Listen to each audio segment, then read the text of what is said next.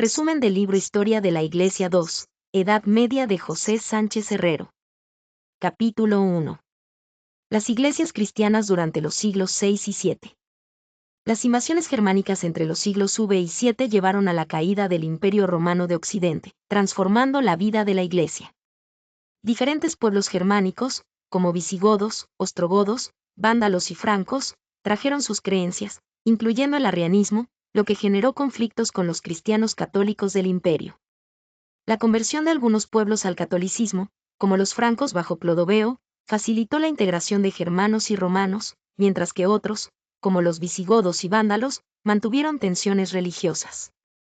A pesar de las persecuciones arrianas, el catolicismo resistió y, gracias al respaldo político y la diplomacia eclesiástica, fue ganando terreno. En Irlanda, la misión de San Patricio consolidó un cristianismo de estructura monástica. Las iglesias celtas en Britania y Escocia preservaron el cristianismo frente a las invasiones, mientras el monofisismo y el arrianismo iban desapareciendo en el occidente europeo, consolidando así el catolicismo en los territorios de la antigua Romanía. Capítulo 2. Los dos imperios, Oriente y Occidente, 730 a 888. Durante el periodo de los dos imperios, Oriente y Occidente, 730 a 888, el conflicto iconoclasta en Bizancio marcó una división entre la Iglesia oriental y la occidental. El emperador León III Isáurico inició la prohibición de las imágenes religiosas en 727, lo que causó tensiones con Roma, liderada por el Papa Gregorio II y luego Gregorio III, quienes defendieron el culto a las imágenes.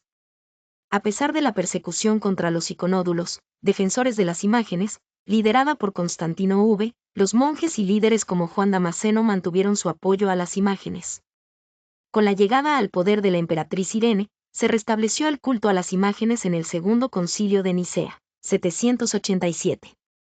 Mientras tanto, en Occidente, los carolingios consolidaron su poder, destacándose Carlos Martel y luego Carlomagno, quien fue coronado emperador en el año 800. Marcando la renovación del Imperio Romano de Occidente y fortaleciendo la alianza entre la Iglesia y el poder político. Capítulo 3. Crisis y reforma en el siglo X. Durante el siglo X, Europa enfrentó nuevas invasiones que amenazaron su estabilidad, los musulmanes en el Mediterráneo, los vikingos en el norte y los húngaros en el centro de Europa. Estas incursiones devastaron territorios, afectaron a la Iglesia y fortalecieron el feudalismo como respuesta de defensa. El imperio carolingio se fragmentó, y su unidad se debilitó con la muerte de Carlos el Gordo, resultando en la disolución del título imperial en el oeste. En respuesta, surgió el Sacro Imperio Romano Germánico, liderado por la dinastía sajona, especialmente bajo Otón, quien consolidó el poder imperial y se proclamó defensor de la cristiandad. Al mismo tiempo, la Iglesia experimentó una crisis en el papado, marcado por conflictos internos y control por la nobleza romana, especialmente la familia Teofilacto. Estas dinámicas prepararon el terreno para futuras reformas y el fortalecimiento de las estructuras eclesiásticas y políticas en Europa. Capítulo 4. La Reforma Gregoriana, 1048 a 1125. La Reforma Gregoriana, liderada por el Papa Gregorio VII, fue un proceso clave en la renovación de la Iglesia durante el siglo XI, buscando liberar la Iglesia del control laico y reformar la moral del clero.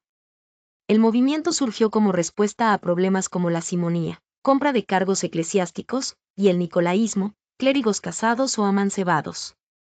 Gregorio VII defendió la independencia eclesiástica a través del Dictatus Papae, documento que afirmaba la supremacía papal y el derecho del Papa a deponer a reyes y emperadores. Esta reforma generó conflictos con el poder secular, especialmente durante la lucha por las investiduras, una disputa sobre la autoridad para nombrar obispos. La reforma impulsada por Gregorio VII fortaleció la centralidad del papado y estableció las bases de una iglesia más autónoma y con una estructura jerárquica clara, transformando la relación entre iglesia y Estado en la Europa medieval. Capítulo 5. El movido siglo XII. Durante el siglo XII, la iglesia medieval alcanzó su apogeo y enfrentó conflictos de poder con el imperio. Tras el Concordato de Worms, continuaron las tensiones entre el papado y los emperadores, quienes buscaban autonomía. En esta época surgieron dos facciones políticas, los güelfos, que apoyaban al papado, y los gibelinos, leales al emperador. Papas como Inocencio III y Gregorio IX consolidaron la autoridad papal en Occidente, actuando como árbitros. El cisma de 1130, que dividió temporalmente a la Iglesia entre los seguidores de Inocencio II y Anacleto II, mostró el poder de los intereses políticos en Roma. Además, Graciano estableció el Decreto de Graciano, un sistema de derecho canónico que unificó la doctrina eclesiástica. El Concilio de Letrán 21139 consolidó la reforma del clero, prohibiendo prácticas como el matrimonio clerical y la simonía, fortaleciendo así la disciplina y el orden dentro de la Iglesia. Capítulo 6. El apogeo del papado, 1198 a 1274. Un nuevo rostro de la Iglesia. Durante el apogeo del papado en los siglos XII y XIII, especialmente bajo Inocencio III y Gregorio IX, la Iglesia consolidó su poder espiritual y político. Inocencio III fortaleció la autoridad papal, supervisando concilios como el Cuarto de Letrán, que reformó la Iglesia y definió la doctrina sobre la transubstanciación. Además, defendió el derecho papal a intervenir en asuntos imperiales y fue un defensor ferviente de las cruzadas. Gregorio IX continuó con esta política, desarrollando el derecho canónico y luchando contra herejías y movimientos reformistas que cuestionaban la doctrina católica. Este periodo también estuvo marcado por la lucha de la Iglesia para mantener su autonomía frente a los emperadores del Sacro Imperio Romano Germánico, culminando en la confrontación directa con Federico II. La época concluyó con el surgimiento de nuevas estructuras eclesiásticas y reformas que fortalecieron el control papal sobre la Iglesia y la sociedad medieval. Capítulo 7. El tiempo de los cismas, 1294 a 1449. Durante el periodo de los cismas, 1294 a 1449, la Iglesia enfrentó divisiones profundas que comprometieron su unidad y autoridad espiritual. Tras la renuncia de Celestino V y el ascenso de Bonifacio VIII, surgieron tensiones entre el papado y las monarquías europeas, especialmente con Felipe IV de Francia. El conflicto escaló con la bula *unam sanctam*, que afirmaba la supremacía papal, lo que condujo al dramático atentado de Anagni. Posteriormente, el papado se trasladó a Aviñón, bajo influencia francesa, lo que debilitó su posición y favoreció el surgimiento del cisma de Occidente en 1378. Este cisma, con papas rivales en Aviñón y Roma, debilitó la Iglesia hasta que el Concilio de Constanza, 1414 a 1418, logró restaurar la unidad eclesiástica al elegir a Martín V como único papa.